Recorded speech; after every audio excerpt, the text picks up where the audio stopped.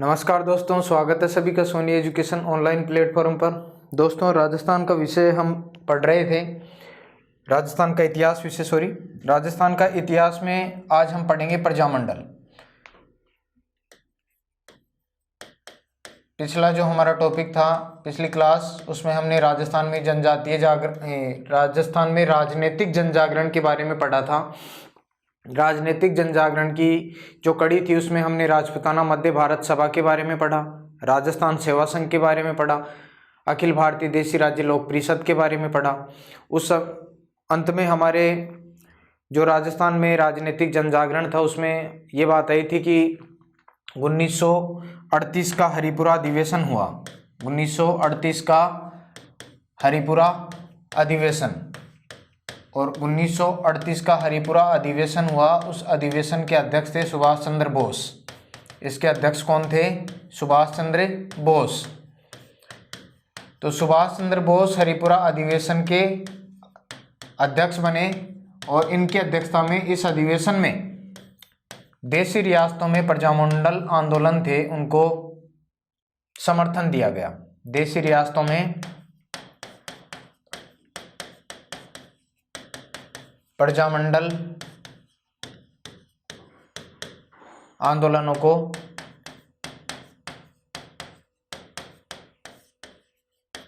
समर्थन दिया गया। तो इस प्रकार से आप प्रजामंडल आज हम क्लास में पढ़ेंगे। प्रजामंडल की इस कड़ी में सबसे पहले हम लेते हैं जयपुर प्रजामंडल। जयपुर प्रजामंडल राजस्थान में जो पहला प्रजामंडल गठित हुआ था वो जयपुर प्रजामंडल ही गठित हुआ था। तो आप ध्यान रखें, राजस्थान का पहला प्रजामंडल था 1931 में गठित हुआ था। इसकी स्थापना कब हुई थी? 1931 में। तो कुछ हम इसकी पृष्ठभूमि देख लेते हैं। राजस्थान में जो जन जागरण की इस कड़ी में प्रजामंडल हम पढ़ रहे हैं। पहला हमारा राजस्थान में जो प्रजामंडल स्थापित हुआ वो जयपुर प्रजामंडल 1931 में स्थापित हुआ। राजस्थान में गठित होने वाला पहला प्रजामंडल था। तो यहाँ पर आप कुछ विशेष पृष्ठभूमि या विशेष प्रयास देख लें कि किस प्रकार से राजनीतिक जन जागरण हुआ। तो देखिए 1907 में अर्जुन लाल सेठी ने वर्धमान विद्यालय की स्थापना की। जयपुर में वर्धमान विद्यालय की स्थापना की। वर्धमान विद्यालय की स्थापना की, यहाँ पर क्रांतिकारी प्रशिक्षण देने का कार्य किया इन्होंने। इसके अलावा फिर एक अन्य व्यक्ति हीरालाल शास्त्री, इन्होंने जयपुर हितकारिणी सभा की स्थापना की, गठन किया। जयपुर हितकारिणी सभा की स्थापना की। जयपुर हितकारिणी सभा का गठन किया हीरालाल शास्त्री ने और इसका अध्यक्ष बनाया बालचंद्र शर्मा इसके अध्यक्ष बने और इसका मंत्री या सचिव बनाया था केसर कटारिया को। मंत्री या सचिव कह सकते हैं केसरलाल कटारिया को। और हीरालाल शास्त्री ने जीवन कुटीर की स्थापना की। जीवन कुटीर महिला शिक्षा की दिशा में एक प्रमुख कदम रहा। निवाई टोंक में इन्होंने जीवन कुटीर की स्थापना की। इनकी पुत्री का नाम था शांताबाई। पुत्री का नाम क्या था? शांताबाई। पुत्री का नाम शांताबाई था। ये ध्यान रखें, हीरालाल शास्त्री की जो पुत्री थी उनका नाम था शांताबाई और इन्होंने स्त्री शिक्षा की अलग जगाने की कोशिश की थी। स्त्री शिक्षा की अलग जगाने की कोशिश की, लेकिन इनकी अकाल मृत्यु हो गई। इनकी क्या हो गई थी? अकाल मृत्यु। और उसके पश्चात जीवन कुटीर की स्थापना की किन्होंने? हीरालाल शास्त्री ने निवाई टोंक में, और इसी जीवन कुटीर का नाम बदलकर 1935 में वनस्थली विद्यापीठ कर दिया गया। क्या कर दिया गया? वनस्थली विद्यापीठ कर दिया गया। ये वनस्थली विद्यापीठ अपनी पंचमुखी शिक्षा के लिए प्रसिद्ध है। पंचमुखी शिक्षा के लिए प्रसिद्ध है। पंचमुखी शिक्षा के लिए प्रसिद्ध रहा वनस्थली विद्यापीठ। और बात करें इनकी जो पत्नी थी, हीरालाल शास्त्री की पत्नी का नाम था रतन शास्त्री। पत्नी, इनका नाम क्या था? रत्न शास्त्री। तो इनको 1955 में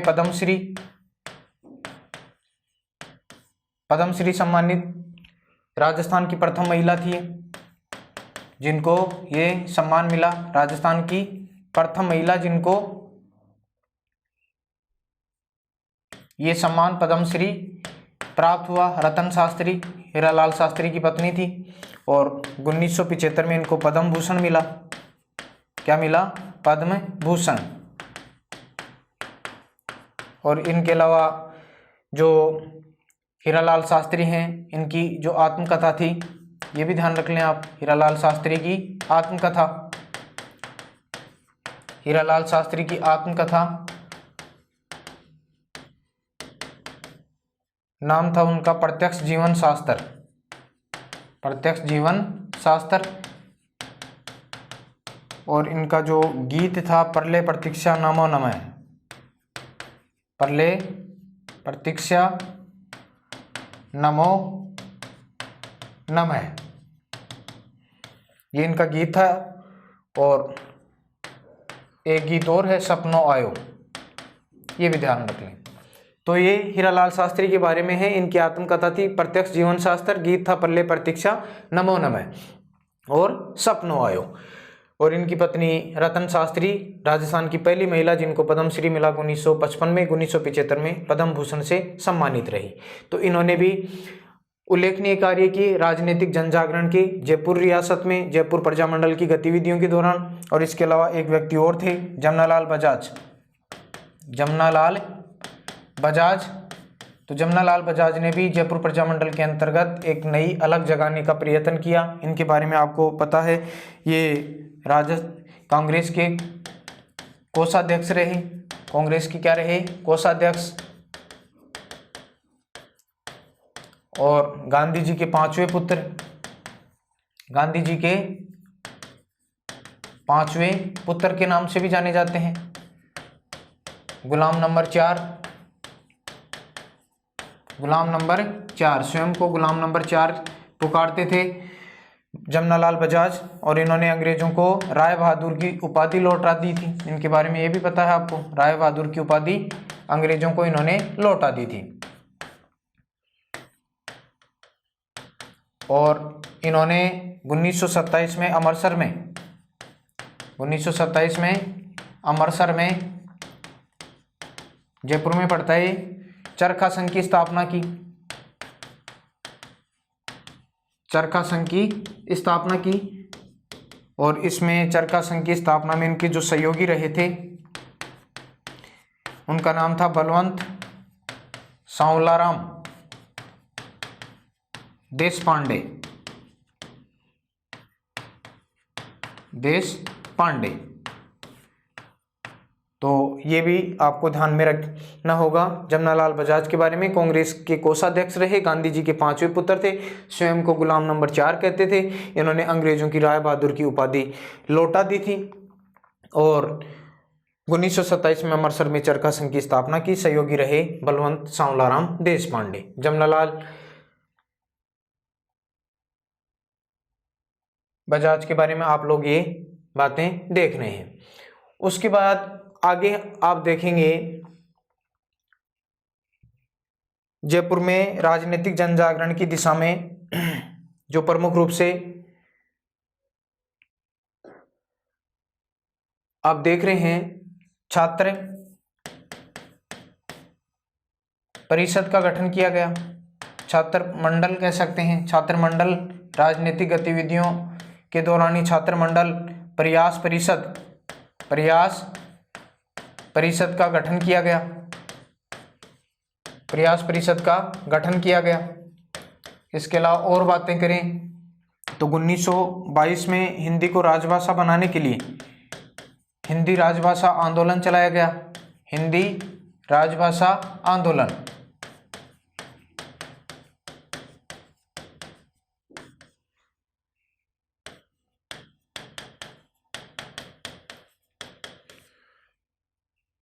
तो आप देख रहे हैं किस प्रकार से जमनालाल बजाज के द्वारा प्रयास किए गए। जमनालाल बजाज, इनकी पत्नी का नाम भी ध्यान रखें, जानकी देवी बजाज। जानकी देवी बजाज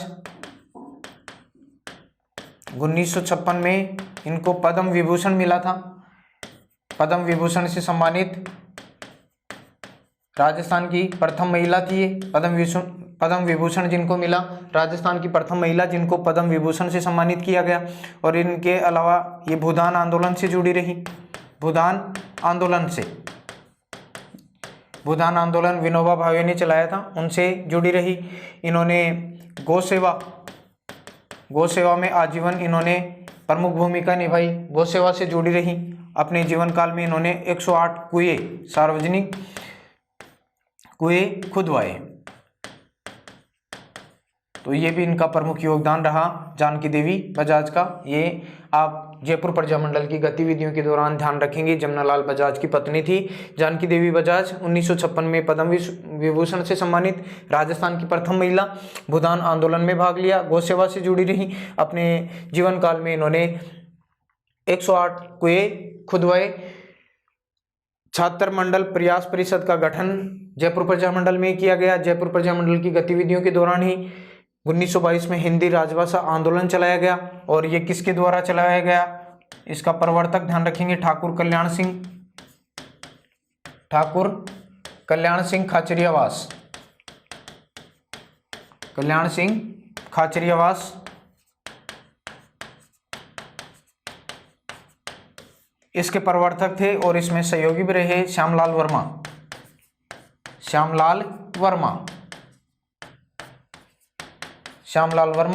1922 में हिंदी राजभाषा आंदोलन जयपुर में शुरू हुआ था। और श्यामलाल वर्मा के बारे में ध्यान रखेंगे, इन्होंने 1942 में जयपुर समाचार के नाम से दैनिक समाचार पत्र निकालना शुरू किया था 1922 में। क्या नाम था? जयपुर समाचार। तो ये क्या था? दैनिक समाचार पत्र।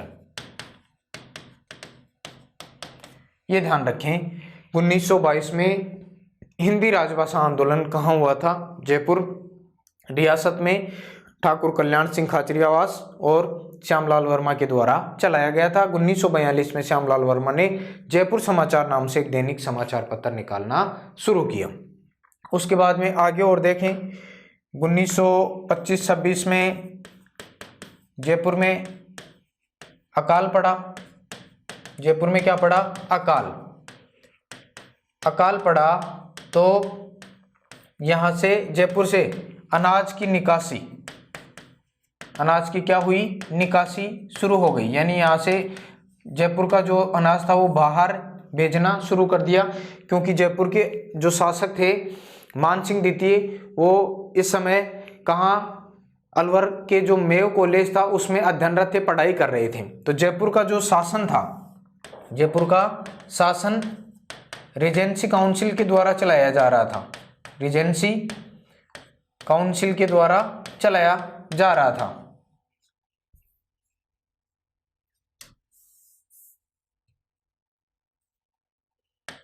रीजेंसी काउंसिल जयपुर का शासन चला रही थी। और इस रीजेंसी काउंसिल में काफ़ी ज़्यादा मात्रा में भ्रष्टाचार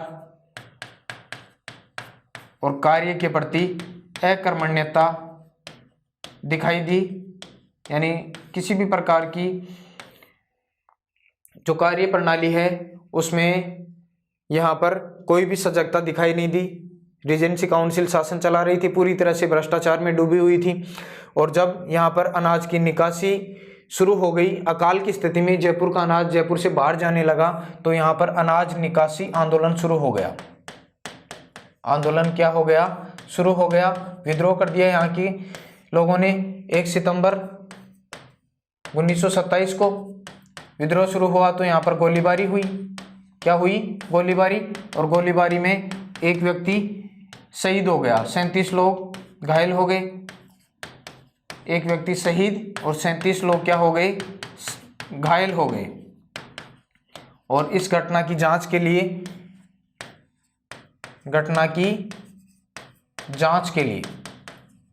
एक आयोग बनाया।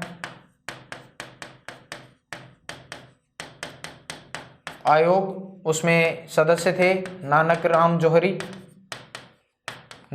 जौहरी और सैयद इफ्तिखार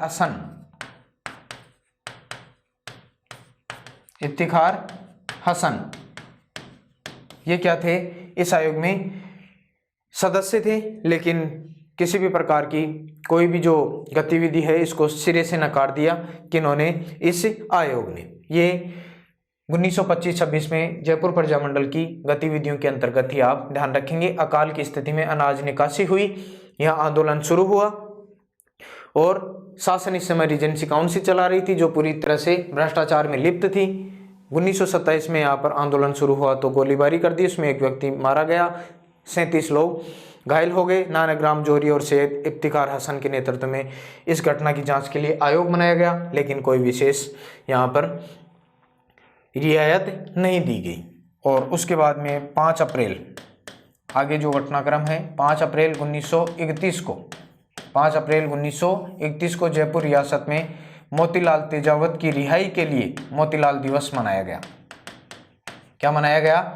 मोतीलाल दिवस मनाया गया। मोतीलाल तेजावत जो एक ही आंदोलन के प्रणेता थे, उनकी रिहाई के लिए 5 अप्रैल 1931 को जयपुर रियासत में कौन सा दिवस मनाया गया? मोतीलाल दिवस मनाया गया।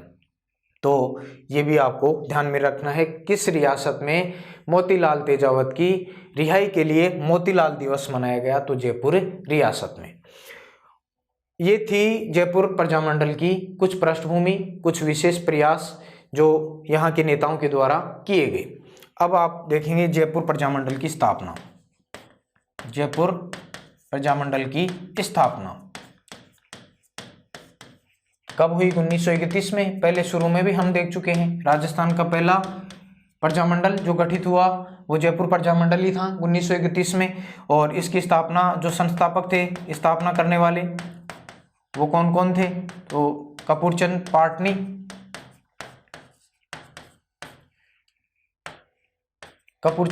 पाटनी और जमनालाल बजाज जयपुर प्रजामंडल के क्या थे?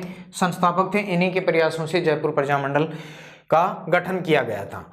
और इसमें विशेष रूप से आप ये बात ध्यान रखेंगे, 1931 में जयपुर प्रजामंडल की स्थापना हो गई, लेकिन 5 वर्षों तक क्या रहा? सुषुप्त अवस्था में, यानी कोई भी विशेष प्रकार की जन जागृति नहीं आई, जन जागृति का अभाव रहा, जन जागरण का अभाव रहा। प्रजामंडल के द्वारा कोई गतिविधि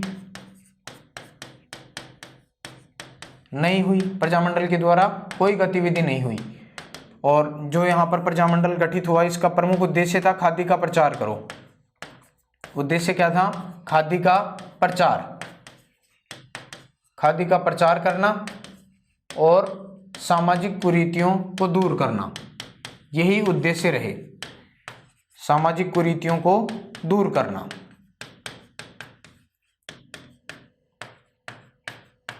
तो ये ध्यान रखेंगे, जयपुर प्रजामंडल की स्थापना हुई 1931 में कपूरचंद पाटनी और जमनालाल बजाज के प्रयासों से। 5 वर्षों तक प्रजामंडल सुषुप्त अवस्था में रहा, जन जागरण का अभाव रहा, कोई जन जागृति नहीं आई, कोई गतिविधि प्रजामंडल के द्वारा देखने को नहीं मिली। और इसका जो उद्देश्य यहाँ पर दिखाई देता है वो यही रहा कि खादी का प्रचार करें और सामाजिक कुरीतियों को दूर करने का प्रयास किया जाना चाहिए। उसके बाद में 1936 में जमनालाल बजाज के प्रयासों से जयपुर प्रजामंडल का पुनर्गठन हुआ, पुनः क्रियाशील हुआ। पुनर्गठन जयपुर प्रजामंडल का पुनर्गठन किसके द्वारा किया गया? जमनालाल बजाज के द्वारा किया गया। कब? 1936 में पुनः स्थापना की गई। अब की बार इसका अध्यक्ष बनाया गया, अध्यक्ष चिरंजीलाल मिश्र को बनाया गया, चिरंजीलाल मिश्र को, चिरंजीलाल मिश्र को इसका क्या बनाया गया? अध्यक्ष बनाया गया। और इसका सचिव या मंत्री किसको बनाया गया? हीरालाल शास्त्री को, हीरालाल शास्त्री को इसका क्या बनाया गया? अध्यक्ष, ये सचिव बनाया गया हीरालाल शास्त्री को, अध्यक्ष बनाया गया चिरंजीलाल मिश्र को। और यहाँ पर जमनालाल बजाज ने 1936 में पुनर्गठन किया, तो इसका प्रथम अधिवेशन, जयपुर प्रजामंडल का प्रथम अधिवेशन हुआ 1938 में। प्रथम अधिवेशन 9 मई 1938 को हुआ।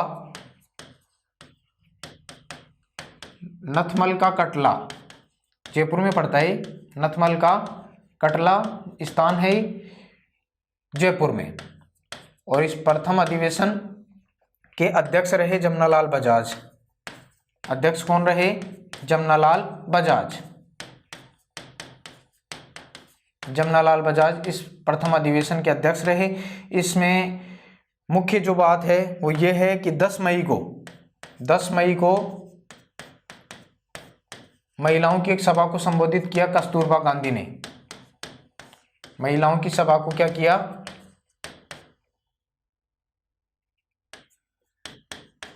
संबोधित किया। किसने? कस्तूरबा गांधी ने। तो कस्तूरबा गांधी उपस्थित थी किस अधिवेशन में? जयपुर प्रजामंडल के प्रथम अधिवेशन में कस्तूरबा गांधी ने महिलाओं को क्या किया? संबोधित किया। ये ध्यान रखेंगे। तो कस्तूरबा गांधी जयपुर प्रजामंडल के या किस रियासत के अधिवेशन में शामिल हुई? कस्तूरबा गांधी जयपुर रियासत के अधिवेशन या जयपुर प्रजामंडल के अधिवेशन में। कब की बात है? 10 मई की।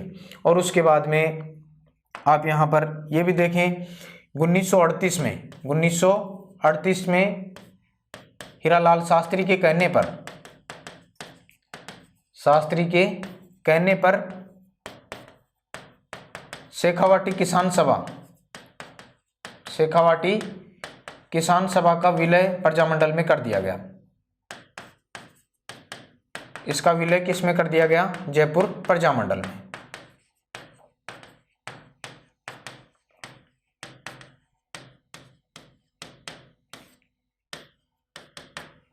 तो 1938 में शास्त्री जी के कहने पर शेखावाटी जो किसान सभा था संगठन, उसका विलय किस में कर दिया? जयपुर प्रजामंडल में कर दिया। तो जयपुर प्रजामंडल में किया तो शेखावाटी किसान सभा के जो सदस्य थे वो जयपुर प्रजामंडल से क्या हो गए? जुड़ गए। सदस्य जयपुर प्रजामंडल से जुड़े। और इसमें प्रमुख सदस्य कौन थे? सरदार हरलाल सिंह, जो आप शेखावाटी किसान आंदोलन पढ़ा था उसमें आया था, सरदार हरलाल सिंह। इसके अलावा नेतराम सिंह गोरीर। इसके अलावा आप और देखें तो यहाँ पर आपको मिलेंगे ताड़केश्वर प्रसाद शर्मा, लादूराम जोशी। प्रजामंडल के 7वें अधिवेशन जो दौसा में हुआ था उसके अध्यक्ष बने थे लादूराम जोशी। 7वें अधिवेशन के अध्यक्ष, प्रजामंडल के 7वें अधिवेशन के क्या बने थे? अध्यक्ष बने थे। और ये अधिवेशन हुआ था कहाँ पर? दौसा में। लादूराम जोशी उसकी क्या बने थे? अध्यक्ष बने थे। नेतराम गोरीर, इनकी जो पुत्री है, राजस्थान की राजनीति में एक बड़ा नाम रहा है भाई, कमला बेनीवाल, पुत्री कमला बेनीवाल। इनके बारे में आप लोग शायद जानते होंगे। कमला बेनीवाल राजस्थान की प्रथम महिला मंत्री बनी थी। राजस्थान की प्रथम महिला मंत्री बनी कब? 1954 में। और 2003 में, जब आपको पता है 1998 से 2003 तक राजस्थान के मुख्यमंत्री रहे अशोक गहलोत साहब, तो उनके कार्यकाल में ये क्या रही थी? डिप्टी सीएम रही थी। डिप्टी सीएम रही। 2 डिप्टी सीएम थे, बनवारीलाल बेरवा और दूसरी थी कमला बेनीवाल। तो 2003 में डिप्टी सीएम भी रही कमला बेनीवाल, और उसके बाद में 2009 में त्रिपुरा की गवर्नर रही, राज्यपाल रही। उसके बाद में ये गुजरात की राज्यपाल रही 2014 तक, और उसके बाद में गुजरात से फिर ये मिजोरम की राज्यपाल रही। मिजोरम की क्या रही? राज्यपाल। उत्तर पूर्व की पहली महिला राज्यपाल का दर्जा भी प्राप्त है कमला बेनीवाल को। तो ये भी ध्यान रखेंगे किन की पुत्री थी, यहाँ पर ये बीच में आ गया नेत्राम सिंह गोरिल जो स्वतंत्रता सेनानी थे, इनकी पुत्री कमला बेनीवाल राजस्थान की प्रथम महिला मंत्री बनी थी 1954 में। 2003 में डिप्टी सीएम भी रही। 2009 में त्रिपुरा राज्य की राज्यपाल रही। तो उत्तर पूर्व की प्रथम महिला राज्यपाल का दर्जा भी प्राप्त है कमला बेनीवाल को। गुजरात मिजोरम की राज्यपाल भी रही थी। और वर्तमान में इनके पुत्र हैं आलोक बेनीवाल जो शाहपुरा विधानसभा है वहाँ से विधानसभा सदस्य हैं। ये आप जब जयपुर प्रजामंडल पढ़ रहे हैं तो बीच में ये जानकारी आप ध्यान में रखें भी। अब आगे देखिए 1939 में फिर जयपुर प्रजामंडल को प्रतिबंधित कर दिया। 1939 में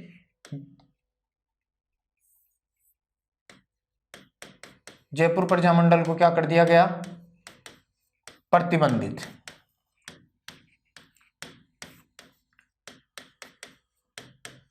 जब जयपुर प्रजामंडल को प्रतिबंधित कर दिया तो ज़्यादातर नेता फिर मिलते हैं महात्मा गांधी से कि जयपुर रियासत ने प्रजामंडल की गतिविधियों को देखते हुए उसके ऊपर प्रतिबंध लगा दिया है। तो गांधी के कहने पर इन्होंने सत्याग्रह किया। गांधी ने इनको कहा कि सत्याग्रह कीजिए। गांधी के कहने पर इन्होंने जयपुर प्रजामंडल के जो भी सदस्य थे, नेता थे, इन्होंने क्या किया? सत्याग्रह किया, यानी सत्य की राह पर चलने लगी। सत्याग्रह करो, गांधी ने कहा। तो सत्याग्रह किया। प्रथम सत्याग्रही कौन थे? प्रथम सत्याग्रही जिनको गिरफ्तार किया गया वही होंगे जो प्रथम अध्यक्ष बने थे। कौन? चिरंजीलाल मिश्र। प्रथम सत्याग्रही चिरंजीलाल मिश्र बने थे जिनको सबसे पहले गिरफ्तार किया गया था। इसके अलावा रमादेवी देशपांडे, रमादेवी देशपांडे, इन्होंने भी 5 महिलाओं के साथ, ध्यान रखेंगे भाई इंपॉर्टेंट है, इन्होंने 5 महिलाओं के साथ में गिरफ्तारी दी। 5 महिलाओं के साथ क्या दी? गिरफ्तारी। रमादेवी देशपांडे, इन्होंने 5 महिलाओं के साथ में अपनी गिरफ्तारी दी, सत्याग्रही बनी। 5 महिलाओं के नाम अगर चाहें तो ध्यान में रख लेंगे, वैसे कोई इंपॉर्टेंट नहीं है, ये जरूर ध्यान में रखें। रमादेवी देशपांडे। 5 महिलाएं कौन कौन सी थी? सुशीला देवी, सुमित्रा देवी, सुमित्रा देवी, शारदा देवी, विद्या देवी, इंदिरा देवी। ये 5 महिलाएं थी। इनके साथ में रमा देवी देशपांडे ने क्या दी? गिरफ्तारी दी। और ताड़केश्वर प्रसाद शर्मा की जो पत्नी थी दुर्गावती, दुर्गावती शर्मा, इन्होंने भी क्या दी? गिरफ्तारी दी। ये ध्यान रखेंगे 1939 में जब जयपुर प्रजामंडल को प्रतिबंधित कर दिया तो महात्मा गांधी के कहने पर यहाँ सत्याग्रह किया गया। प्रथम सत्याग्रही चिरंजीलाल मिश्र रहे। रमा देवी देशपांडे ने 5 महिलाओं के साथ में अपनी गिरफ्तारी दी।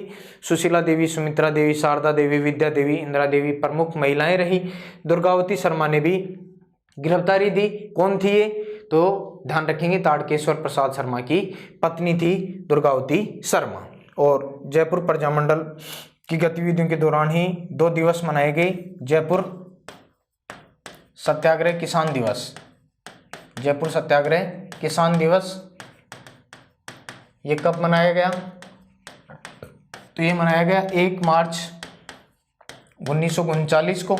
1 मार्च 1939 को जयपुर सत्याग्रह किसान दिवस मनाया गया। और इसके अलावा जयपुर दिवस भी मनाया गया था 12 मार्च को। जयपुर दिवस कब मनाया गया था? 12 मार्च को। जयपुर दिवस 12 मार्च 1939 को मनाया गया। और उसके बाद में 18 मार्च 1939 को सत्याग्रह क्या कर दिया गया, समाप्त कर दिया गया। सत्याग्रह समाप्त कर दिया गया, सत्याग्रह समाप्त कर दिया गया। तो यहाँ जो जयपुर के दीवान थे, जयपुर के पीएम मिस्टर बीचम, उसको हटा दिया गया। मिस्टर बीचम को हटाकर स्थान पर ज्ञाननाथ को क्या बनाया गया, पीएम बनाया गया, पीएम बनाया गया। ये भी ध्यान में रखेंगे।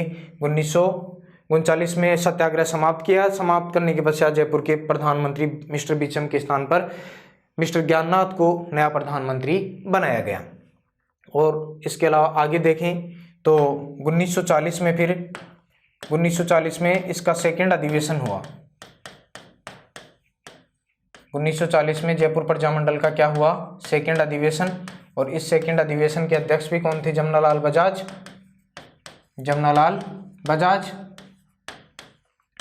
और इस सेकेंड अधिवेशन में मुख्य बात ये ध्यान रखेंगे, कैलाश नाथ काटजू ने भाग लिया था।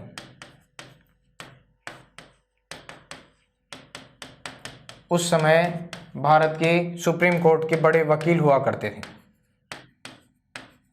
कैलाश नाथ काटजू उस समय सुप्रीम कोर्ट के सर्वोच्च न्यायालय के बहुत बड़े वकील हुआ करते थे।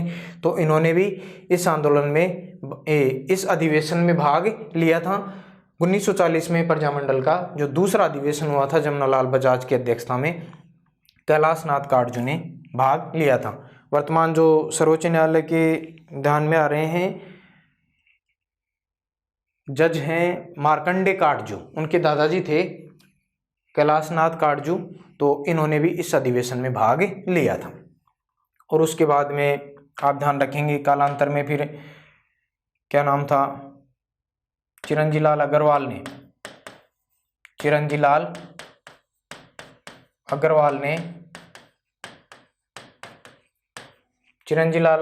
फिर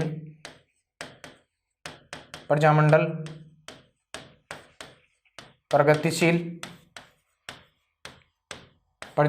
प्रगतिशील दल का गठन किया था।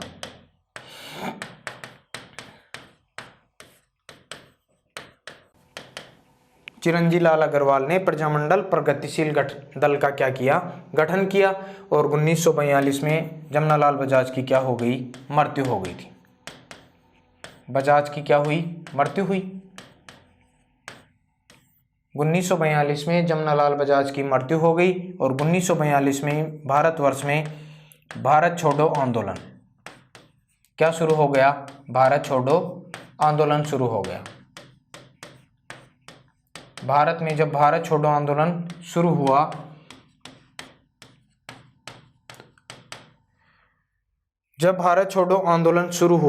तो इस भारत छोड़ो आंदोलन में जयपुर प्रजामंडल ने भाग नहीं लिया था। जयपुर प्रजामंडल ने भाग नहीं लिया।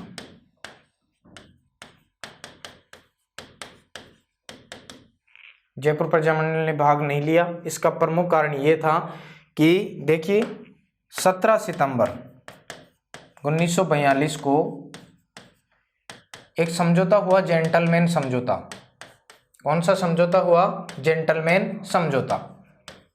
ये जेंटलमैन समझौता किन किन के बीच में हुआ, तो ये ध्यान रखें। एक तो हीरालाल शास्त्री, ये कौन थे, जयपुर प्रजामंडल के अध्यक्ष थे। जयपुर प्रजामंडल के इस समय क्या थे, अध्यक्ष थे।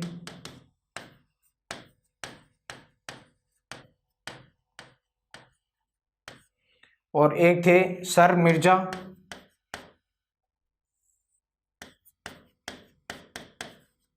इस्माइल।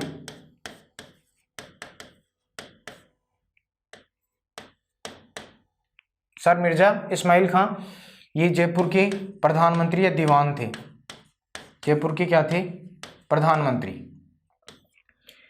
इनके बीच में 17 सितंबर 1942 को क्या हुआ, जेंटलमैन समझौता हुआ। इस समझौते के अंतर्गत जयपुर के प्रधानमंत्री सर मिर्जा इस्माइल खान ने ये आश्वासन दिया, क्या दिया, आश्वासन में इन्होंने क्या कहा कि जयपुर रियासत में उत्तरदायी शासन की स्थापना की जाएगी।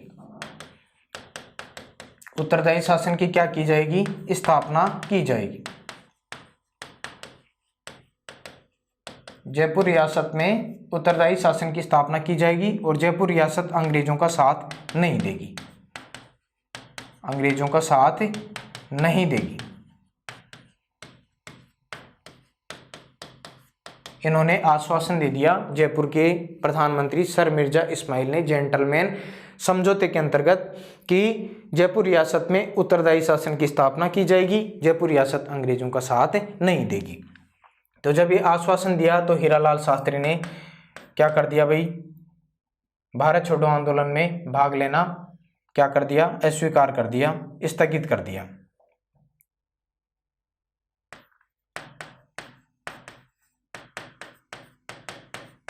भारत छोड़ो आंदोलन में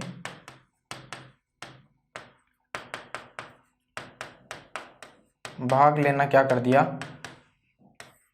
अस्वीकार, कि जयपुर प्रजामंडल भारत छोड़ो आंदोलन में भाग नहीं लेगा। जब इस प्रकार का जेंटलमैन समझौता हुआ तो इस जेंटलमैन समझौते के विरोध में, इसके विरोध में एक नेता थे बाबा हरिश्चंद्र, विरोध में बाबा हरिश्चंद्र ने आजाद मोर्चे का गठन किया। बाबा हरिश्चंद्र ने किसका गठन किया, आजाद मोर्चे का गठन कर दिया कि हम तो भारत छोड़ो आंदोलन में भाग लेंगे। बाबा हरिश्चंद्र ने किसका गठन कर दिया, आजाद मोर्चे का क्या किया, गठन कर दिया। आजाद मोर्चे का गठन कर दिया और इसमें इनके प्रमुख जो सहयोगी रहे, कौन कौन लोग आजाद मोर्चे के गठन में, बाबा हरिश्चंद्र, इनके नाम पर जयपुर में वर्तमान में एक रोड का नाम भी है भाई, सड़क का नाम है बाबा हरिश्चंद्र रोड। अगर आप जयपुर में घूमेंगे तो आपको जरूर मिलेगी। आजाद मोर्चे के गठन में कौन सहयोगी रहे, तो सहयोगी आप ध्यान रखेंगे, रामकरण जोशी, रामकरण जोशी, दौलतमल भंडारी, कालांतर में फिर राजस्थान हाई कोर्ट के मुख्य न्यायाधीश बने दौलतमल भंडारी। बार एसोसिएशन का गठन किया था 1930 में इन्होंने। इसके अलावा गुलाबचंद कासलीवाल, गुलाबचंद कासलीवाल, इन्हीं के घर पर कार्यालय रखा गया। आजाद मोर्चे का कार्यालय गुलाबचंद कासलीवाल के घर पर ही रखा गया। हंस डी रॉय और इसके अलावा चिरंजीलाल मिश्र, इन्होंने आजाद मोर्चे का गठन कर दिया और इन्होंने असहयोग आंदोलन में भाग लिया। असहयोग आंदोलन में असहयोग का नाम आया भारत छोड़ो आंदोलन में भाग लिया। भारत छोड़ो आंदोलन चल रहा था इस समय, तो इन्होंने जेंटलमैन समझौते के एग्रीमेंट के विरोध में आजाद मोर्चे का गठन कर दिया। बाबा हरिश्चंद्र के कहने पर ये सहयोगी रहे और भारत छोड़ो आंदोलन में भाग लिया। किसने, आजाद मोर्चे के नेताओं ने। और फिर 1945 में नेहरू की मध्यस्थ, जो हमारे देश के आगे जाकर प्रधानमंत्री बनेंगे जवाहरलाल नेहरू, तो 1945 में नेहरू की मध्यस्थता से आजाद मोर्चे का विलय किसमें कर दिया, जयपुर प्रजामंडल में कर दिया 1945 में। ये भी यहाँ पर ध्यान रखें। उसके बाद में जयपुर प्रजामंडल ने 1942 के पश्चात 1942 में समिति बनाई इसकी निगरानी करने के लिए। समिति ने 1943 में अपनी सिफारिशें दी, उनको लागू नहीं किया गया। 1945 में सिफारिशें दी गई तो उसके पश्चात यहाँ पर धारासभा, किसका, धारासभा बनी। धारासभा के 2 सदन,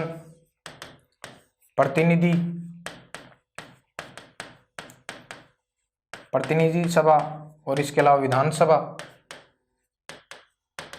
प्रतिनिधि सभा, विधानसभा। प्रतिनिधि सभा के 51 सदस्य चुनाव जीतते हैं और विधानसभा के मात्र 3 सदस्य चुनाव जीते। चुनाव हुए तो प्रतिनिधि सभा के 51 सदस्य, विधानसभा के 3 सदस्य, और 1946 में फिर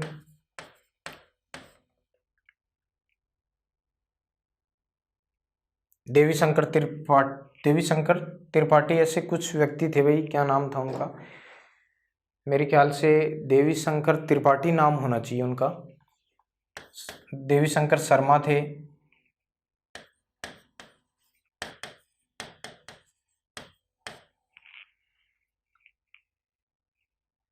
देवी शंकर शर्मा थे शायद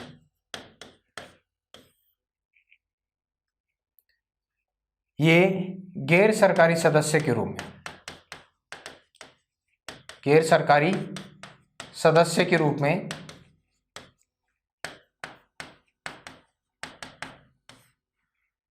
उन्नीस सौ 46 में देवी शंकर शर्मा ये गैर सरकारी सदस्य के रूप में विधानसभा में क्या हुई, शामिल हुई। तो पहली बार किसी रियासत में किसी सदस्य को गैर सरकारी सदस्य के रूप में शामिल किया गया तो जयपुर रियासत में किया गया था, देवी शंकर शर्मा को किया गया था। तो ये आपको यहाँ पर ध्यान में रखना है देवी शंकर शर्मा के बारे में। तो मेरे ख्याल से आपको इतनी बातें ध्यान में आ गई होंगी। 1945 में नेहरू की मध्यस्थता से आज़ाद मोर्चे का गठन कर दी, विलय हो गया जयपुर प्रजामंडल में, और उसके पश्चात 1942 में समिति बनाई गई। 43 में उसने सिफारिशें दी लेकिन समय पर लागू नहीं हुई। 1945 में फिर उन सिफारिशों को लागू किया गया, धारा सभा का गठन किया गया। इसके 2 सदन हुए, प्रतिनिधि सभा जिसमें 51 सदस्य, विधानसभा में 3 सदस्य शामिल हुए। 1946 में देवी शंकर शर्मा त्रिपाठी नाम है, एक शर्मा नाम है, ऐसा कुछ नाम है भाई इनका, देखना पड़ेगा एक बार देवी शंकर त्रिपाठी आप ध्यान रखें, मेरे थोड़ा कन्फ्यूजन है इसमें। देवी शंकर त्रिपाठी ये गैर सरकारी सदस्य के रूप में शामिल हुए। देवी शंकर त्रिपाठी के बारे में ये भी ध्यान रखें कि हिंडौन में जयपुर प्रजामंडल का अधिवेशन हुआ था, 5वां अधिवेशन, उसके अध्यक्ष भी रहे थे देवी शंकर त्रिपाठी। हिंडौन में जयपुर प्रजामंडल के 5वें अधिवेशन के क्या रहे, अध्यक्ष रहे। और देवी शंकर त्रिपाठी इन्होंने 1943 में जमनालाल बजाज की याद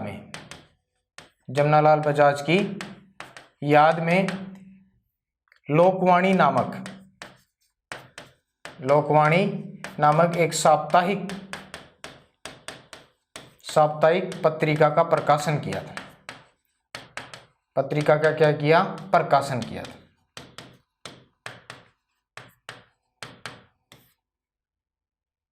तो ये भी ध्यान रखें 1946 में देवी शंकर त्रिपाठी किसी भी रियासत में गैर सरकारी सदस्य के रूप में विधानसभा में शामिल होने वाले, रियासत में शामिल होने वाले पहले व्यक्ति बने। और देवी शंकर त्रिपाठी ये हिंडौन में जयपुर प्रजामंडल का 5वां अधिवेशन हुआ था, इसके अध्यक्ष भी रहे थे। और 1943 में जमनालाल बजाज की याद में इन्होंने लोकवाणी नाम से एक साप्ताहिक पत्रिका का प्रकाशन शुरू किया था जयपुर रियासत में। तो ये बातें इनके संबंध में आपको ध्यान में रखनी है। और एक बात बीच में ये भी ध्यान रख लेना, 1940 में जय भूमि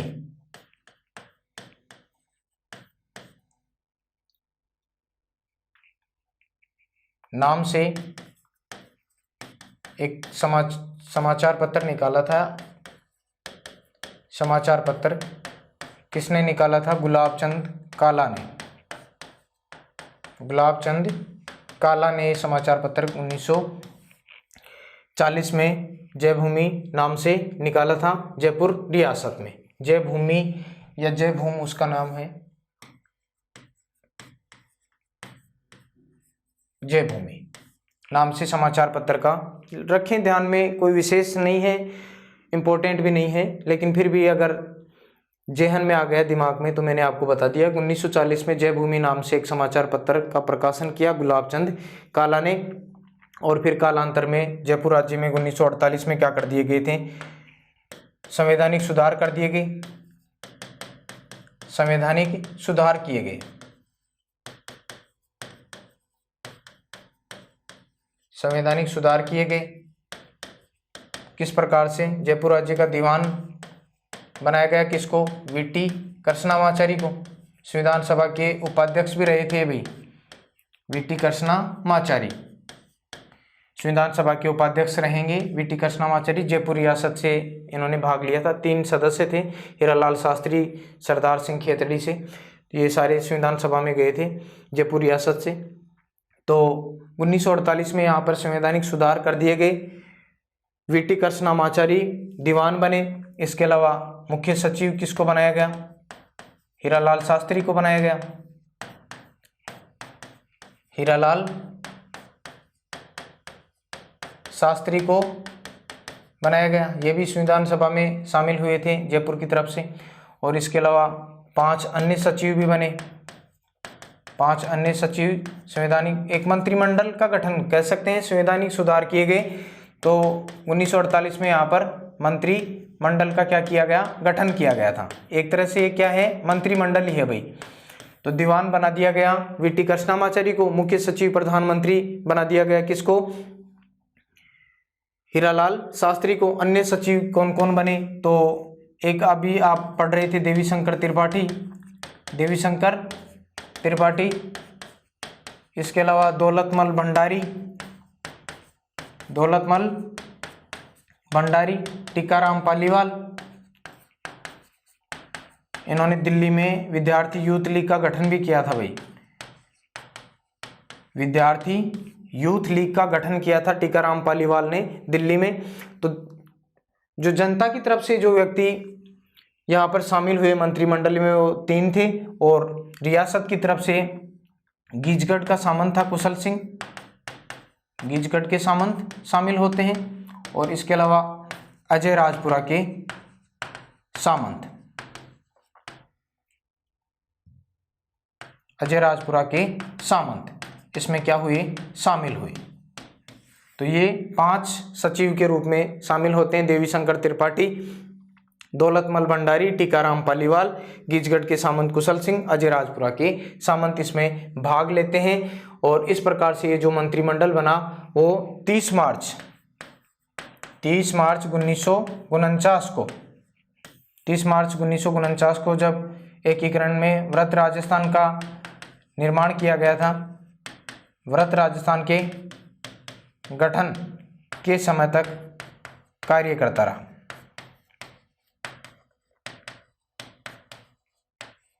इस मंत्रिमंडल ने 30 मार्च 1949 को वृत्त राजस्थान का जो एकीकरण के समय गठन किया गया था उसके समय तक इसने काम किया था।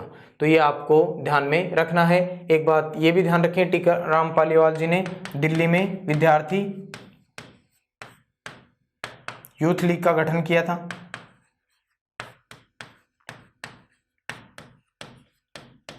विद्यार्थी यूथ लीग का क्या किया, गठन किया था। किन्होंने, टीकाराम पालीवाल ने, वीटी कृष्णामाचारी, हीरालाल शास्त्री, और इनके साथ में एक व्यक्ति और ध्यान रख लेंगे भाई, सरदार सिंह खेतड़ी, सरदार सिंह खेतड़ी। ये तीनों के तीनों जो व्यक्ति हैं वो संविधान सभा में शामिल हुए थे, जयपुर रियासत की तरफ से संविधान सभा में शामिल हुए। तो ये इनके बारे में आपको ध्यान में रखना है।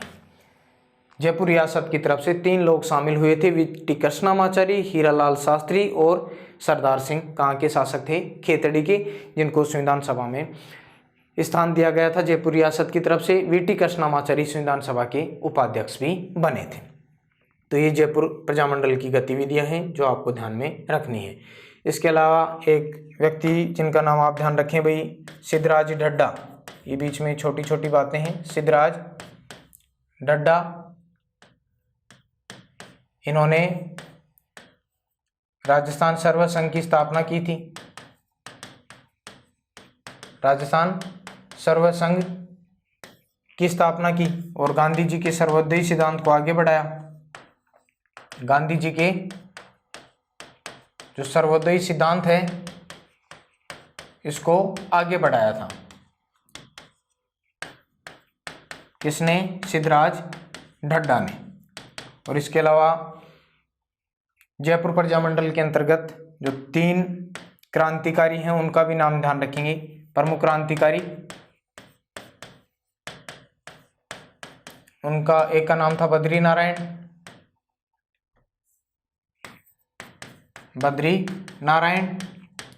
इसके अलावा एक का नाम गोपाल दत्त, और इसके अलावा एक का नाम था चंद्रशेखर। ये जयपुर रियासत के अंतर्गत, जयपुर प्रजामंडल के अंतर्गत प्रमुख क्रांतिकारी जो नाम हैं उनमें शामिल किए जाते हैं। और इसके अलावा रघुराज सिंह राठौड़ ने 2 लोगों को बम बनाना सिखाया था।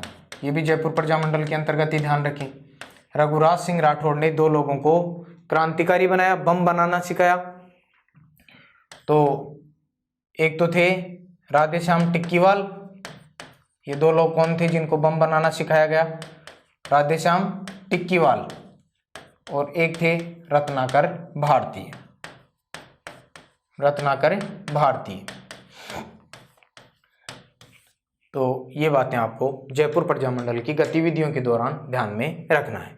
एक बार मैं जयपुर प्रजामंडल को रिपीट कर देता हूं ताकि आपको किसी भी प्रकार का कोई कन्फ्यूजन न हो।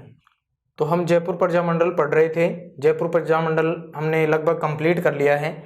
उसमें हम यहाँ देख रहे थे कि जयपुर प्रजामंडल की स्थापना हुई 1931 में कपूर चंद पाटनी के द्वारा, जमनालाल बजाज के द्वारा। 5 वर्षों तक ये एक तरह से सुषुप्त अवस्था में रहा। जन जागरण का यहाँ पर कमी देखने को मिली, जन जागृति नहीं देखने को मिली। कोई गतिविधि प्रजामंडल के द्वारा यहाँ नहीं हुई। केवल खादी का प्रचार और सामाजिक कुरीतियों को दूर करना यही प्रमुख उद्देश्य रहा प्रजामंडल का। 1936 में जमनालाल बजाज ने पुनर्गठन किया और इसका अध्यक्ष बनाया चिरंजीलाल मिश्र को, सचिव मंत्री बनाया हीरालाल शास्त्री को। पहला अधिवेशन हुआ नथमल का कटला जो स्थान है जयपुर में, वहाँ पर 9 मई 1938 को जमनालाल बजाज स्वयं इस अधिवेशन के अध्यक्ष बने। 10 मई को महिलाओं की सभा को संबोधित किया कस्तूरबा गांधी ने।